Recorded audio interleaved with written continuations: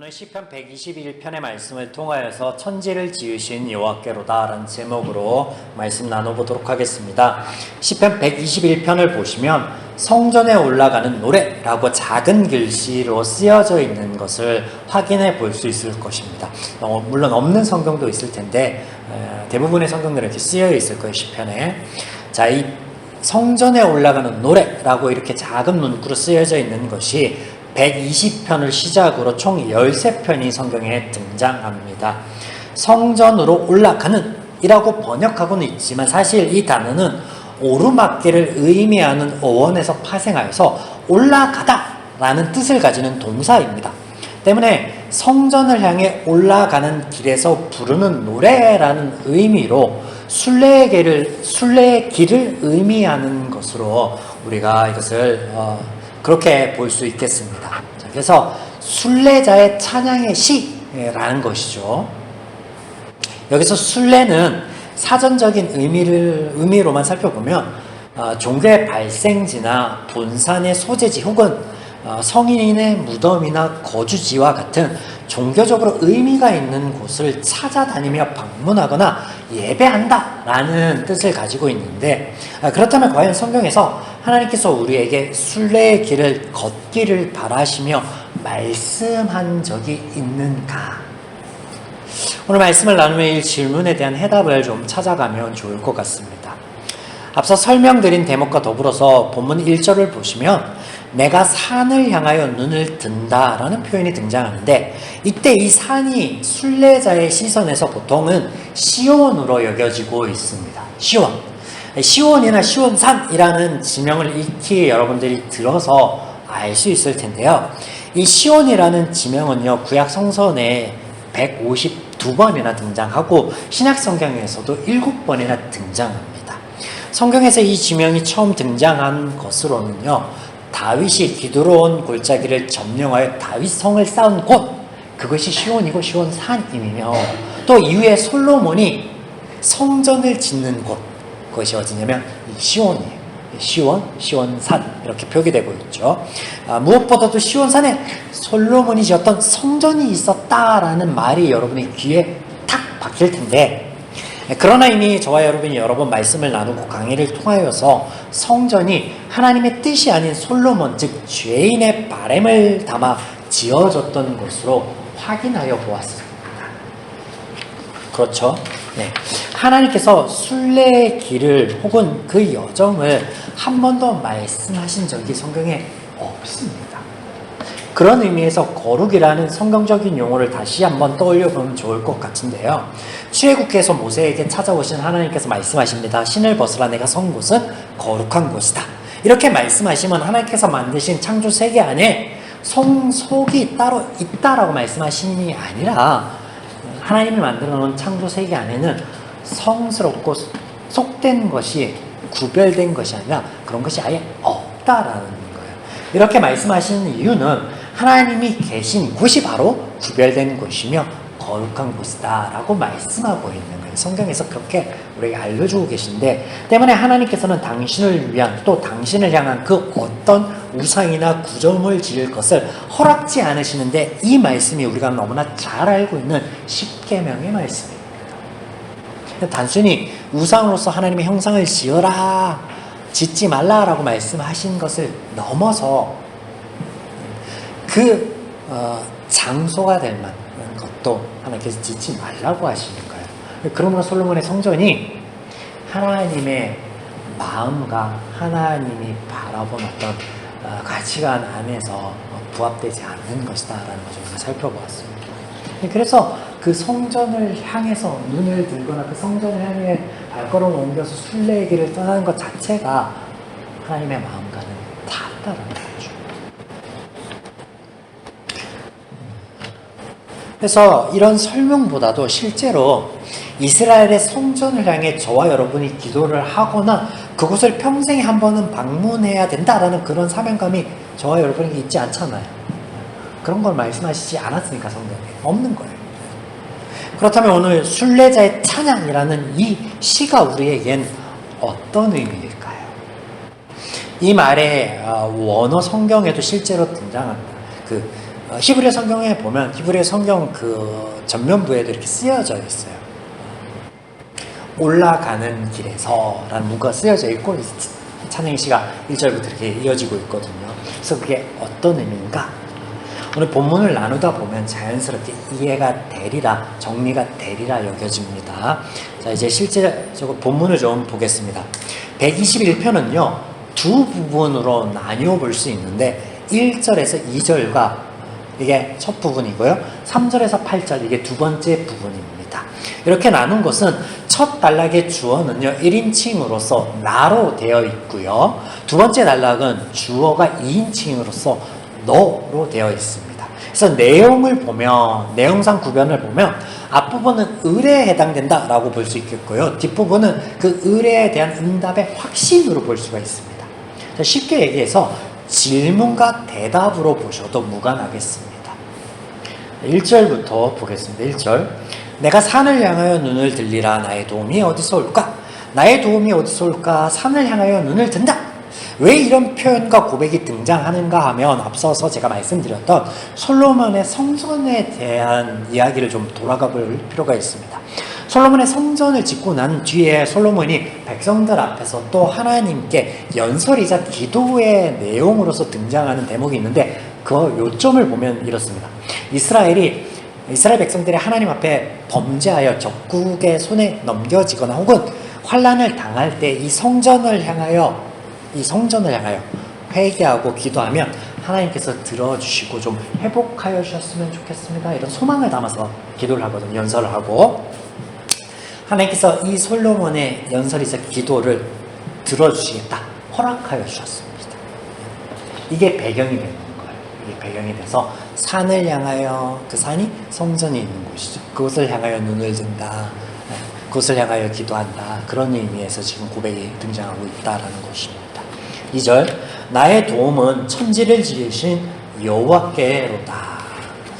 자, 전체 시에서 이 121편에서 하나님을 지칭하는 단어가 오직 한 가지만이 등장하고 있음을 여러분 눈여겨보실 필요가 있겠습니다. 그게 뭐냐면 여호와예요. 고유명사로서의 여호와. 하나님을 또 창조주로 고백하고 있습니다. 예, 마땅하죠. 유일한 신이며 창조주로서 예호바라는 이름과 동시에 하나님에 대해서 증거하고 있습니다. 그러므로 우리의 유일한 도움, 우리의 유일하게 도와주실 분이 누구다라고 고백하고 있는 거예요? 여호와다. 하나님이시다. 창조주이신 그분이시다. 하고 고백하고 있는 거예요. 또 여기 도움이라는 단어는요, 구조나 원조를 의미하는 단어인데요. 이 용어는요, 전쟁 중에 어려움에 처한 아군에게 군수 물품과 또 군사를 보내어서 돕는 것을 가리킬 때 사용되는 단어입니다. 이는 하나님을 신뢰하고 의지하는 당신의 백성들을 향하여 필요에 따라 돕는 적절한 도움의 손길로도 볼 수 있는데, 이것을 고백적 차원으로 우리가 이해한다면 은혜의 차원이 또 있는데, 은혜의 차원은 뭐냐면 하나님의 역사하심으로 이해할 수 있어요. 그러니까 어떤 차이냐면 도움에 따른 요청, 그리고 그 요청에 따른 응답으로서 하나님의 역사를 바라보는 게, 이게 앞에 고백적 차원이라고 한다면 필요를 따라 도와주심, 우리가 요청하지 않아도 우리의 필요를 살피고 그것을 따라서 도와주시는 것, 이게 하나님의 은혜적 차원에서의 역사다라고 이해해 볼 수 있죠. 죄인인 이스라엘은요, 하나님을 의지하고 신뢰할 수 있는 상황 자체가 아닙니다. 그래서 도움을 요청할 수가 없습니다. 그 결과가 뭐예요? 패망하였죠. 그럼에도 불구하고 하나님께서는 그들을 회복시켜 주시고 본국으로 돌아올 수 있는 은혜를 베푸셨습니다. 후자이죠. 하나님의 도움의 손길, 은혜의 역사. 그들이 패망하고 포로 기간 중에 그렇다면 회개하였나? 아니에요. 그렇지 못했습니다. 회개하지 못하였다라는 그런 기록이 무엇을 통해서 하나님이 말씀하고 있어요? 그게 에스더서입니다. 죄를 향하여 치닫는, 그럼에도 불구하고 은혜를 베푸신 여전히. 은혜입니다. 은혜. 이렇게 시의 앞부분에 도움을 바라는 의뢰 차원의 고백이 등장하고, 이어지는 뒷부분 3절에서 8절에는 유일하신 도움이 되시는 하나님의 그 도움의 손길이 확신이요 의뢰에 대한 답으로서 소개되고 있는데 지금부터 좀 살펴보겠습니다. 자, 하나님의 도우심의 은혜 첫 번째는요, 실족하지 않게 하심입니다. 3절에서 4절 말씀입니다. 실족하다라는 말은 잘못됐다라는 의미예요. 그래서 그런 의미에서 비틀거림이나 흔들림이라는 의미를 갖습니다. 이런 원어에서 보면 마치 보행자의 잘못이나 실수로 인한 발을 헛디뎌서 그래서 비틀거리고 흔들린다라고 이해할 수 있는데, 원천적으로 걷는 길 자체가요, 곧고 좋은 땅, 편탄한 도로, 포장된 도로라고 하면요, 흔들리거나 비틀거리나 발을 잘못 디딜 이유가 없다라는 거죠. 때문에 성경에서는요, 하나님의 말씀과 하나님이 무엇이다라고 소개하고 있어요. 반석이다라고 소개하고 있습니다. 견고한 기초, 흔들거리거나 비틀리지 않을 근원적인 이유가 여기에 있다라고 우리에게 말씀하고 계시는 거예요. 본문을 더 보시면 우리의 실족하지 않을 이유요 근거로 등장하는 것이 뭐냐면 하나님이 깨어 계시다라는 거예요. 3절과 4절에서 깨어 계시다. 이 대목의 배경을 조금 이해해 보려면 고대 근동의 사람들의 그 의식을 좀 들여다볼 필요가 있는데요. 제가 설명을 드리면 고대 근동 사람들은 평상시에 신들이 역사하지 않을 때는 잠들어 있다라고 생각하고 있었습니다. 그래서 자신들이 위기에 빠지거나 도움이 필요할 때면 이 신들을 깨워야 된다라고 생각합니다. 그래서 제사의식이 등장하는데 이 제사의식은 때문에 요란하고 화려한 게 특징입니다. 왜냐하면 깨워야 되니까. 또 뿐만 아니라 정성을 신께 보이고 내가 정성을 들이고 있다라는 것을 알려야 되기 때문에 가장 귀한 것을 제물로 바쳐야 된다라는 생각에 이르는데, 그래서 바쳐지는 게 자녀가 됩니다. 자녀. 우리는 열왕기상 18장에서 이런 신에 대한 사람들의 견해를 엿볼 수 있습니다.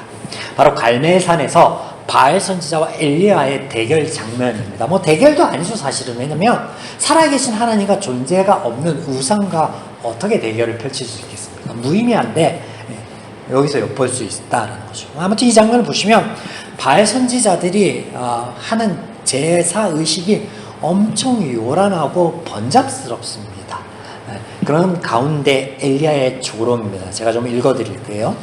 엘리야가 그들을 조롱하여 이르되 큰 소리로 부르라. 그는 신인즉 묵상하고 있는지 혹은 잠들어 있어 깨워야 할 일인지 모르지 않느냐. 이렇게 조롱하고 있습니다. 자, 그런데 그들 죄인의 생각과는 달리 하나님께서는 뭐라고요? 주무시지도 졸지도 않으신다라고 말씀하시는 거예요. 이것을 2번 연속으로 기록하고 있으며 두 번째인 4절에는요 보라라는 감탄사의 문장으로 시작하여서 더욱 강조하고 있습니다. 우리말 성경과는 달리 원어에서는 그렇게 되어 있습니다. 자, 그러면 무엇에 대한 강조이며 증명이냐? 하나님께서는 우상과 다르다라는 거예요. 죄인의 생각과 다르다라는 거예요. 사실은 이런 신증명은요 하나님을 위해 필요한 것이 전혀 아닙니다. 하나님은 그런 존재 자체가 필요 없으신 분이에요. 그러면 그 증명이 그 존재가 무엇을 위해? 바로 우리를 위해. 자, 보세요. 우상과 하나님의 차이에 대해서 하나님에 대하여 은혜로 알고 있었던 갈멜산의 엘리야를 떠올려 버리면 확실하게 그 차이를 알 수 있습니다. 바알 선지자들은요 자신을 상하게 하고 요란하게 우상을 부르며 제사를 지낼 때 엘리야는요 담담하게 하나님을 향하여 그저 기도를 할 뿐입니다. 그게 전부였습니다. 제사를 지낼 필요도 없었고요. 자신을 상하게 할 필요도 없었으며 더욱이 소중한 것을 바칠 이유도 필요도 없었습니다. 이렇게 졸지도 주무시지도 아니하시는 하나님께서 우리를 실족하지 않도록 도와주신다라고 말씀하시는데, 흔들리지 않는 반석이요 변하지 않는 진리이신 하나님께서 우리를 실족하지 않게 하심은 지난주 나누었던 시편 119편 165절의 말씀과 함께 보시면 더욱 이해가 용이하겠습니다. 165절의 말씀은요 하나님께서 우리를 시험하지 않으신다라고 하였습니다. 오히려 시험에서 벗어날 수 있게 도와주신다라고 하였습니다. 즉 하나님의 실족치 않게 하시는 은혜는 우리의 삶 가운데 우리가 죄 가운데 넘어져 아주 꼬꾸라지지 않도록 하시는 은혜이다라는 거예요. 하나님이 깨어서 죄 가운데 넘어지고 실족치 않게 하시겠다라고 하시는 거예요. 갈멜산에서의 엘리야의 모습 가운데 그리고 비견되는 바알 선지자의 모습 가운데 우리가 이것을 알 수 있죠. 자, 하나님의 도우심의 두 번째 은혜는요, 그늘 되어 주심입니다. 5절에서 6절 말씀이 되겠습니다. 하나님의 그늘 되어 주심, 낮의 해와 밤의 달이 우리를 상하지 못하도록, 이렇게 말씀하시는데 이 대목을 보면 우리가 막 떠오르는 장면이 있습니다. 무엇이 떠오릅니까? 바로 하나님께서 광야에서 이스라엘과 동행하여 주시면서 구름 기둥과 불 기둥으로 은혜를 베푸셨던 장면이죠. 우편은요, 손과 권능을 상징합니다. 그늘은 휴식과 안식을 의미합니다. 하나님께서 일하심의 은혜의 역사로 이스라엘이 휴식을 취할 수 있었으며 안식을 누릴 수 있었던 것처럼 오늘 우리에게도 이런 하나님의 도우심이 함께 하신다라고 말씀하고 계십니다. 6절 말씀은요, 특별히 교차대국 부분으로 쓰여져 있습니다. 문장의 정중앙에 등장하여 강조되고 있는 것이 무엇이냐면 상하지 않음입니다. 상하지 않음. 상하다, 해치다라고 우리말에서 두 개로 번역되고 있는데 하나가 등장하고 있거든요. 그 단어의 뜻은 치다, 쫓아내다, 파괴하다라는 의미입니다. 그러므로 하나님의 그늘 되어 주심의 은혜는 무엇이냐면 하나님의 안식 안에서 우리가 벗어나지 않도록 도와주시는 은혜, 또 하나님과의 관계 안에서 끊어지거나 파괴되지 않도록 도와주시는 은혜를 말씀하여 주시는 것입니다. 마지막 세 번째, 하나님의 도우심의 은혜는 지키심입니다. 7절에서 8절의 말씀, 무엇으로부터 지켜주시느냐? 환난으로부터, 그리고 영혼과 출입을 지켜주심입니다. 하나씩 좀 살펴보겠습니다. 먼저 환난. 우리말 성경에는 면하게 하시며 라고 번역된 대목인데 사실 이 부분이 없습니다. 의역이에요. 환난이라는 단어 자체는요, 원어의 라입니다. 무척 중요한 원어예요. 이 라는 성경에서 주로 악한 혹은 나쁜이라고 번역되어서 등장하는데 이 단어 자체가 가리키는 게 뭐냐면 죄. 라가 죄라고요. 죄. 우리를 죄에서부터 지켜주심을 말씀하시는 것으로 이것이 구원의 은혜를 말씀하시는 거예요. 구원의 은혜.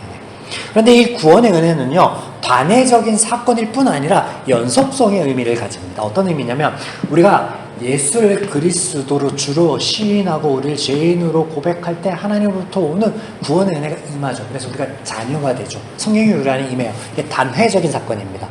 그런데 연속적인 사건은 뭐냐면 날마다 나의 십자가를 지고, 즉 바울의 고백처럼 우리 안에 죄와의 싸움이 날마다 있는데 그 싸움을, 이 영적 싸움을 계속 이어가는 거예요. 구원의 영속성, 그런 의미에서 이해가 되시죠? 그 가운데 하나님께서 우리를 도우신다라는 거죠. 자, 영혼. 이는 본래 호흡하는 생명체를 가리키는 단어이나 추상적으로 매우 광범위하게 사용되는 단어입니다. 그래서 영혼, 자아, 생명, 피조물, 실존, 소망, 삶 등, 그래서 지난 강의들 속에서 이 단어가 전 인격 그리고 혹은 삶을 가리키는 것으로 여러 차례 소개를 드렸습니다. 그러니까 나의 모든 존재 자체와 그리고 내가 속해 있는 그 삶의 영역 모든 부분들을 하나님께서 뭐라고요? 돕고 계신다. 돕고 계신다. 삶을 하나님께서 주장하여 주신다라고 표현되는 거죠. 마지막으로 출입. 나가고 들어옴이죠. 말 그대로 출입. 나가고 들어가. 아침에 일터로 나아가는 발걸음, 더불어서 일과를 마치고 다시 집으로 향해서 돌아오는 그 발걸음을 의미하는데 그런 하루하루의 삶을, 일과를 하나님께서 어떻게 지켜주신다라는 것입니다. 자, 이렇게 하나님의 지켜주심의 은혜, 도우심의 은혜가 이렇다라고 우리가 좀 살펴보았는데 이쯤 의문이 들 수 있습니다. 하나님께서 삶을 지켜주시고 하루하루의 일과를 지켜주시고 죄에서 지켜주신다 했는데 왜 우리의 삶 가운데 불의의 사고가 있고 그리고 질병도 있을까? 불의의 사고를 당하기도 하고 왜 질병에 걸리는 거지? 하나님이 하루하루 일과를 지켜주시고 지켜주신다면서. 자, 이런 삶의 문제들 속에 우리는 얼마든지요 실족하기도 하며, 그렇죠? 하나님과의 관계가 흔들려서 안식을 잃어버리기도 합니다. 그렇다면 오늘 유일한 우리의 도움이시다라고, 우리의 도움이 안식을 지켜주시고 실족하지 않게 하신다고 하셨던 그 말씀을 우리가 어떻게 받아들여요? 상반되잖아요. 우리의 삶과 상반되는 요소가 분명히 있지 않아요. 자, 이에 대한 말씀을 나누고 오늘 이 설교를 끝맺고자 합니다. 먼저 지키다라고 표현된 본문의 원어의 의미를 살펴보아야 합니다. 계속해서 3절부터 반복해서 등장하는 이 지키다라는 이 단어의 원어는요, 울타리치다, 울타리치다. 네. 이것을 통해서 욥기의 말씀을 우리는 떠올려 볼 수 있겠죠. 사단이 하나님께 욥을 고발하며 그 관계를 흔들기 위해서 하였던 말이 이렇습니다. 욥이 까닭없이 하나님을 경외하리이까 하나님께서 그 소유와 그와 그의 집에 울타리쳐 보호하심 때문이 아닙니까? 여기에 사단의 말에는요, 함정이 있어요. 우리가 함정에 빠져서 그와 같이 오늘 하나님의 말씀과 내 삶이 다르게 보이는 거예요. 마치 하나님과 욥으로 대변되는 우리와의 관계가 물질의 풍요함에 있다라고 말하고 있는 거예요. 뭐가? 죄가, 사단이. 그러나 하나님께서 욥기를 통해 우리에게 보여주시는 것은 하나님과 우리의 관계는요, 물질이나 환경이나 그런 것의 풍요함에 있지 않다라는 거예요.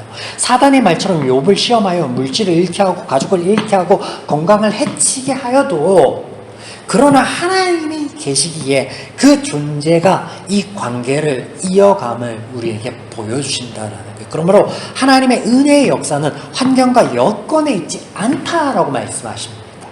지난 시편 강해들 속에서도 하나님의 구원은 환경과 여건의 변화가 아니라 우리의 마음의 변화에 있다, 우리의 마음의 지킴에 있다라고 하심과 같은 이치이죠. 마찬가지로 오늘 본문 가운데도 하나님의 지키심의 첫 번째 항목이 무엇이었습니까? 무엇을 지킨다라고 했어요? 첫 번째가 죄에서부터 지킨다라고 말씀하셨잖아요. 죄에서부터. 하나님께서 우리에게 베푸시는 삶 가운데, 또 자유의지 가운데 우리의 삶이, 우리가 살아감에 여러 가지 의도치 않은 일들을 만날 수 있습니다. 그러나 하나님이 우리에게 베푸신 은혜 때문에, 우리에게 주신 자유의지 때문에 그렇습니다. 하나님의 은혜가 없어서이거나 지켜주시지 않기 때문이 아니라는 거죠. 사랑하는 여러분, 오늘 우리는 시편 121편의 말씀을 통해서 우리의 유일한 도움이신 하나님과 그 하나님의 일하심으로 우리에게 무엇을 도와주시는지에 대하여 살펴보았습니다. 하나님께서는 우리를 죄 가운데 지켜주십니다. 하나님과의 관계를 지켜주십니다.